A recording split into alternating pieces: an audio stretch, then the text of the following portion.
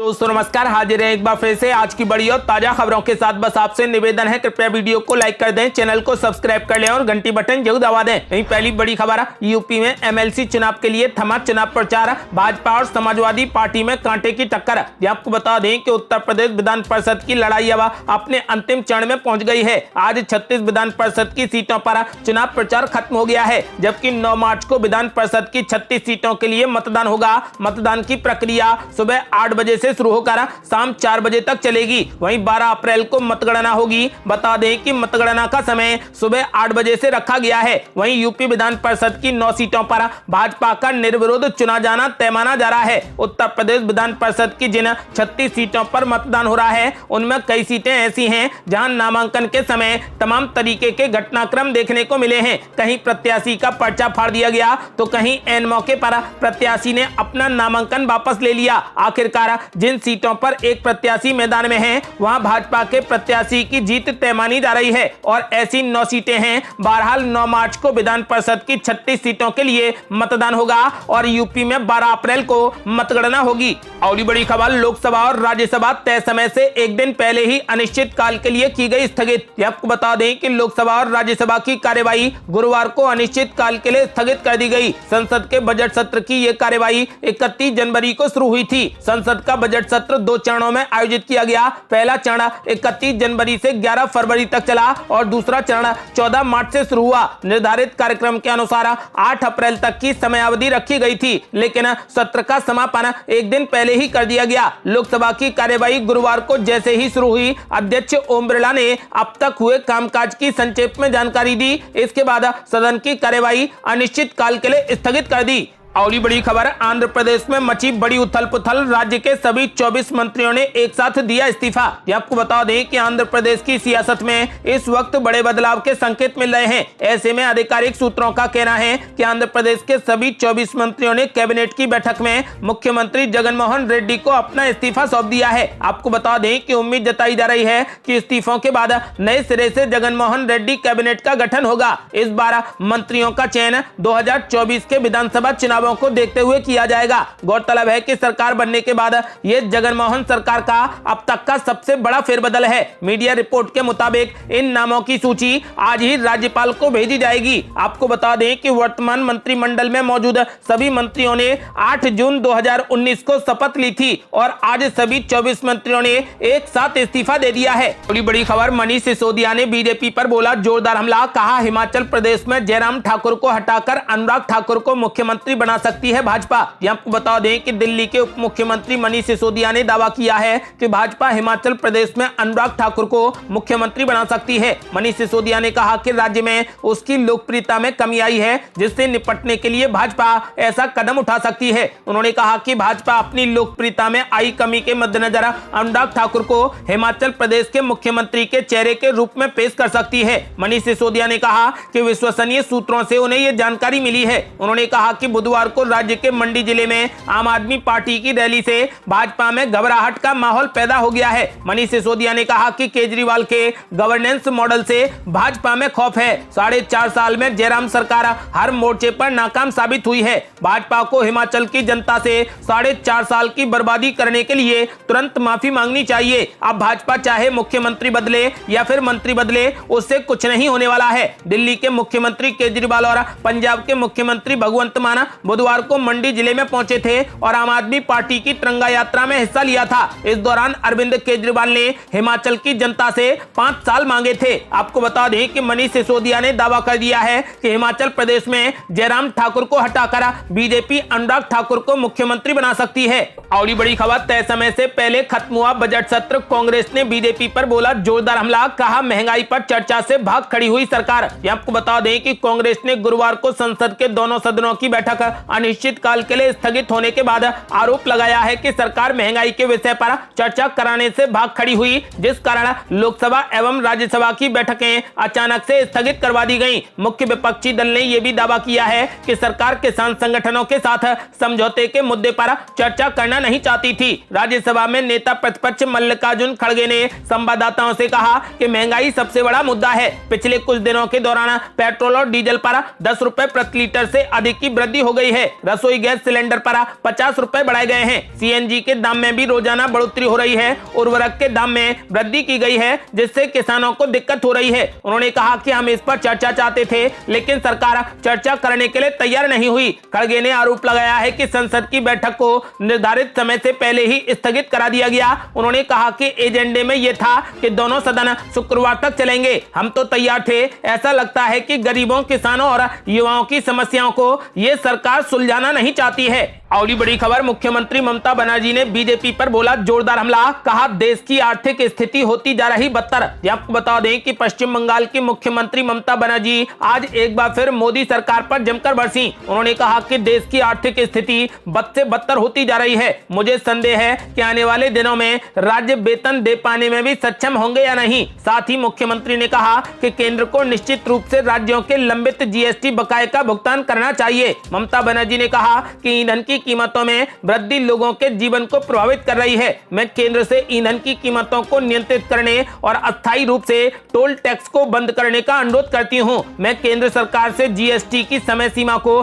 5 साल के लिए बढ़ाने का भी अनुरोध करती हूं। बता दें कि पिछले 16 दिनों में पेट्रोल और डीजल की कीमतों में करीब 10 रुपए प्रति लीटर की बढ़ोतरी हुई है। ममता बनर्जी की पार्टी टीएमसी संसद में भी महंगाई का मुद्दा लगातार उठा रही है। 4 अप्रैल को ममता बनर्जी ने पेट्रोल डीजल की लगातार बढ़ती कीमतों पर कहा कि ईंधन की कीमतों में वृद्धि से निपटने के लिए केंद्र के पास में कोई भी योजना नहीं है। इस संकट के लिए खुद बीजेपी जिम्मेदार है। ये उत्तर प्रदेश चुनाव में जीत के बाद देश के लिए उसका रिटर्न तोहफा है। ममता बनर्जी ने कहा कि विरोधी दलों के खिलाफ सीबीआई और ईडी जैसी जांच एजेंसियों का इस्तेमाल करने के बजाय केंद्र सरकार को मौजूदा आर्थिक समस्याओं का हल तलाशने के लिए एक सर्वदलीय बैठक बुलानी चाहिए। अगली बड़ी खबर, पीएम नरेंद्र मोदी ने की मुलायम सिंह यादव और फारूक अब्दुल्ला से मुलाकात। राजनाथ सिंह और ओम बिरला भी रहे मौजूद। आपको बता दें कि बजट सत्र के आज समापन के साथ संसद की कार्यवाही अनिश्चित काल के लिए स्थगित कर दी गई। बजट सत्र के समापन के बाद प्रधानमंत्री नरेंद्र मोदी ने नेशनल कॉन्फ्रेंस के प्रमुख फारूक अब्दुल्ला, समाजवादी पार्टी के संरक्षक मुलायम सिंह यादव से मुलाकात की। इस दौरान रक्षा मंत्री राजनाथ सिंह और लोकसभा के अध्यक्ष ओम बिरला भी मौजूद रहे। प्रधानमंत्री नरेंद्र मोदी ने आज कांग्रेस अध्यक्ष सोनिया गांधी से भी मुलाकात की है। इसके अलावा वो आर बालू और अधीर रंजन चौधरी से भी मिले हैं। आपको बता दें कि इससे पहले पीएम मोदी और राष्ट्रवादी कांग्रेस पार्टी के प्रमुख शरद पवार की भी मुलाकात हुई थी। दोनों नेताओं की मुलाकात बुधवार को संसद में हुई। दोनों नेताओं के बीच में ये मुलाकात करीब 20 से 25 मिनट तक चली थी। सूत्रों के मुताबिक बातचीत के दौरान दोनों के बीच में महाराष्ट्र के मुद्दों पर चर्चा हुई। संसद के बजट सत्र का समापन हो गया है। इसके साथ ही संसद की कार्यवाही को अनिश्चित काल के लिए स्थगित कर दिया गया है। लोकसभा अध्यक्ष ओम बिरला ने कहा कि इस सत्र में सभी सदस्यों ने देर रात तक बैठकर सदन की कार्यवाही में हिस्सा लिया। कुल 13 विधेयक पारित हुए हैं। 5 विषयों पर अनुदान मांगों पर चर्चा हुई। बजट पर भी चर्चा की गई। हम कोशिश करते हैं कि सदन निर्बाध रूप से चले, क्योंकि ये देश की सर्वोच्च संस्था है। आपको बता दें कि फिलहाल प्रधानमंत्री नरेंद्र मोदी ने फारूक अब्दुल्ला, मुलायम सिंह यादव और सोनिया गांधी से मुलाकात की है। अगली बड़ी खबर, बढ़ती महंगाई के खिलाफ दिल्ली कांग्रेस ने किया जोरदार प्रदर्शन। बीजेपी के खिलाफ जमकर हुई नारेबाजी। आपको बता दें कि देश में पेट्रोल और डीजल की कीमतों में बढ़ोतरी का सिलसिला 22 मार्च को शुरू हुआ था। इस दौरान 24 मार्च और 1 अप्रैल को छोड़कर हर दिन पेट्रोल डीजल की कीमतों में उछाल आया है। राजधानी दिल्ली की बात करें तो 14 दिन में पेट्रोल की कीमत 13 किस्तों में बढ़ी है। वहीं दूसरी तरफ सीएनजी की कीमतों में इजाफे ने आम आदमी का बजट बिगाड़ दिया है। 4 अप्रैल को सीएनजी के दाम 2.5 रुपए महंगे हो गए हैं। बढ़ती महंगाई को लेकर दिल्ली कांग्रेस ने महंगाई मुक्त भारत अभियान के बैनर तले ईंधन की बढ़ती कीमतों के विरुद्ध दिल्ली में जंतर मंतर पर जोरदार प्रदर्शन किया है, जिसमें कांग्रेस के कार्यकर्ता बड़ी संख्या में मौजूद रहे। एबीपी न्यूज ने दिल्ली कांग्रेस के प्रदेश अध्यक्ष अनिल चौधरी से प्रदर्शन की सतर्कता और जमीनी स्तर पर असर को लेकर सवाल किया तो उन्होंने कहा कि आज बेशक असर ना लग रहा हो, लेकिन राहुल गांधी जी महंगाई के खिलाफ आवाज उठाते आए हैं। पार्लियामेंट में उन्होंने सांसदों के साथ प्रदर्शन किया था। हमें विश्वास है कि हमारे प्रदर्शनों से महंगाई वापस होगी। आपको बता दें कि फिलहाल बढ़ती महंगाई के खिलाफ दिल्ली कांग्रेस ने जोरदार प्रदर्शन किया है। और बड़ी खबर, हरियाणा डेमोक्रेटिक फ्रंट का आम आदमी पार्टी में हुआ विलय, पूर्व कैबिनेट मंत्री आम आदमी पार्टी में हुए शामिल। आपको बता दें कि आम आदमी पार्टी में दूसरी पार्टी के नेताओं के शामिल होने का सिलसिला लगातार जारी है। आज हरियाणा डेमोक्रेटिक फ्रंट पार्टी का आम आदमी पार्टी में विलय हो गया। आम आदमी पार्टी के राष्ट्रीय संयोजक और दिल्ली के मुख्यमंत्री अरविंद केजरीवाल की मौजूदगी में हरियाणा डेमोक्रेटिक फ्रंट के संस्थापक और अध्यक्ष निर्मल सिंह ने अपनी बेटी चित्रा सरवाना के साथ में अपनी पूरी पार्टी के आम आदमी पार्टी में विलय करने की घोषणा कर दी है। आपको बता दें कि इस मौके पर आम आदमी पार्टी के राष्ट्रीय संयोजक अरविंद केजरीवाल ने हरियाणा डेमोक्रेटिक फ्रंट का आम आदमी पार्टी में विलय करने के लिए फ्रंट के अध्यक्ष निर्मल सिंह को बधाई देते हुए कहा कि हरियाणा डेमोक्रेटिक फ्रंट का आम आदमी पार्टी में विलय होने से न सिर्फ हरियाणा में बल्कि पूरे देश में पार्टी को मजबूती मिलेगी। और बड़ी खबर, अनुराधा पौडवाल की मांग, लाउड स्पीकर से अजान पर लगे बैन, कहा मुस्लिम देशों में भी लगी है रोक। आपको बता दें कि महाराष्ट्र और मुंबई में मस्जिदों पर लगे लाउड स्पीकरों की आवाज को लेकर महाराष्ट्र नवनिर्माण सेना जैसे दलों ने आपत्ति जताई और इसे लेकर अब बहस तेज हो गई है। इस बीच मशहूर गायिका अनुराधा पौडवाल ने अजान के लिए लाउड स्पीकरों के इस्तेमाल पर रोक लगाने की मांग की है। हजारों सुरीले गीतों को आवाज दे चुकी अनुराधा पौडवाल ने कहा कि भारत में इस तरीके से अजान दिए जाने की जरूरत नहीं है। जी न्यूज से बातचीत में अनुराधा पौडवाल ने कहा, मैं दुनिया में बहुत सी जगहों पर गई हूं, मैंने ऐसा कहीं पर नहीं देखा है जैसा कि भारत में होता है। अनुराधा ने कहा कि भारत में युवा पीढ़ी को देश की संस्कृति के बारे में पढ़ाना चाहिए। उन्होंने कहा कि ये बुजुर्गों की जिम्मेदारी है कि वे युवा पीढ़ी को भारत के इतिहास और संस्कृति के बारे में बताएं। उन्होंने कहा कि हम सभी को अपनी संस्कृति और धर्म के बारे में जानकारी होनी चाहिए। हमें अपने 4 वेदों, 18 पुराणों और 4 मठों के बारे में जानकारी होनी चाहिए। हमें इन बेसिक्स के बारे में पता होना ही चाहिए। ये मामला मौका नहीं है जब किसी सेलिब्रिटी ने लाउड स्पीकरों के इस्तेमाल को लेकर आपत्ति जाहिर की है, बल्कि अनुराधा पौडवाल से पहले 2017 में गायक सोनू निगम भी इस पर बयान दे चुके हैं। हालांकि अपने ट्वीट को लेकर सोनू निगम को ट्रोल होना पड़ा था और आखिर में उन्होंने अपना ट्वीट ही डिलीट कर दिया था। आपको बता दें कि अब मशहूर गायिका अनुराधा पौडवाल ने अजान के लिए लाउड स्पीकरों के इस्तेमाल पर रोक लगाने की मांग की है। आपका क्या मानना है? क्या लाउड स्पीकरों के इस्तेमाल पर रोक लगनी चाहिए? अपनी राय हमें वीडियो लाइक कर कमेंट बॉक्स में जरूर दें।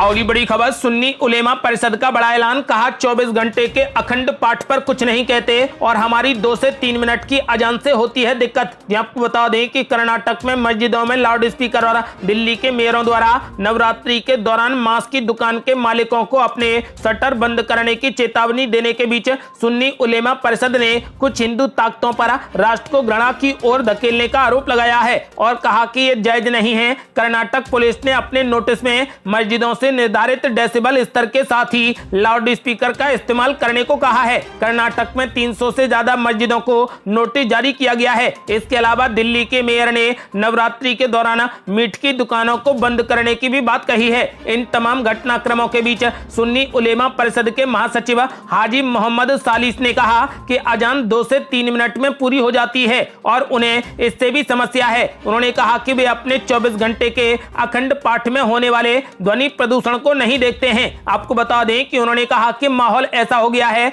कि अगर हम टोपी पहनते हैं, दाढ़ी रखते हैं या हिजाब पहनते हैं तो समस्या होती है, मॉब लिंचिंग हो जाती है, हम जो खाते हैं उस पर भी नजर रहती है। उन्होंने कहा कि यह समझ के बाहर है कि इस तरीके की बातें क्यों की जा रही हैं। भारत में हर धर्म के लोग एक दूसरे के साथ में सदियों से रहते आए हैं, लेकिन अब माहौल को खराब होता जा रहा है। इस तरीके की ताकतों के खिलाफ लोगों को ही आगे आना होगा। ये थी अब तक की बेहद बड़ी खबरें। यदि आप भी चाहते हैं कि भारत जल्द से जल्द कोविड मुक्त हो जाए तो इस वीडियो को लाइक कर अपनी राय हमें कमेंट बॉक्स में जरूर दें। यदि आपने अभी तक हमारे चैनल को सब्सक्राइब नहीं किया है तो कृपया चैनल को सब्सक्राइब कर घंटी बटन जरूर दबा दें। जल्दी मिलते हैं बड़ी अपडेट के साथ, तब तक के लिए जय हिंद, जय भारत।